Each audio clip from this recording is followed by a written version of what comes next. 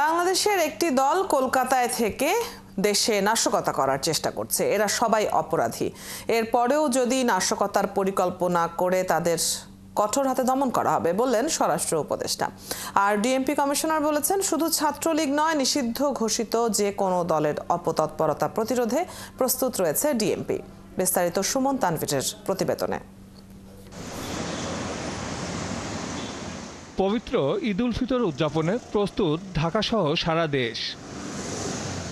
সকালে জাতীয় ঈদগাহে প্রধান ঈদ জামাতের নিরাপত্তা ব্যবস্থা দেখতে এসে ডিএমপি কমিশনার বলেন, কেউ যদি অপতৎপরতা ও নাশকতা চালাতে চায় তা মোকাবেলায় প্রস্তুত ডিএমপি। নিরাপত্তা ব্যবস্থা পরিদর্শন শেষে র্যাবের মহাপরিচালক বললেন, ঢাকাসহ সারা দেশের নিরাপত্তা নিশ্চিতে ব্যবস্থা নেওয়া হয়েছে। কেন্দ্রীয় ঈদগাহ সহ সারা বাংলাদেশের যত বড় বড় ঈদগাহ আছে, এটি আপনার বিভাগীয় শহর, জেলা পর্যায়ে এবং উপজেলা পর্যায়েও আমাদের নিরাপত্তা বলয় থাকবে, যাতে নিরাপত্তার সাথে মুসল্লিরা ঈদের জামাতে ঈদের নামাজ আদায় করতে পারেন।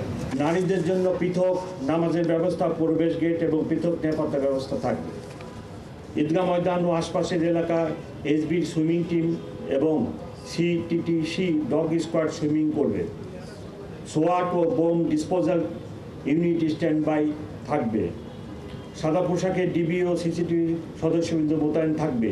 পুরো এলাকা ঘিরে তারা আলাদা নিরাপত্তা বলয় তৈরি করবে।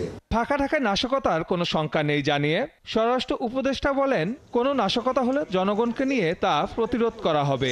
আপনারা জানেন কলকাতায় কারা আছে, কলকাতায় যারা এই গুলি করে তো ক্রিমিনালরা তো সবসময় এই জিনিস ব্যবহৃত চিন্তা করবে। তা আমরা এই ক্রিমিনালদের এগেইনস্টে কি ধরনের ব্যবস্থা নেওয়া যায়, আমরা সেই ধরনের ব্যবস্থা নিব। এবার জাতীয় ঈদগাহে 35,000 মুসল্লি নামাজ পড়বেন। তাদের নিরাপত্তায় থাকবে 15,000-এর বেশি আইন শৃঙ্খলা বাহিনীর সদস্য। রাষ্ট্রপতি ও প্রধান উপদেষ্টাও জাতীয় ঈদগাহ ময়দানে ঈদের নামাজ আদায় করবেন। সুমন তানভীর, 71, ঢাকা।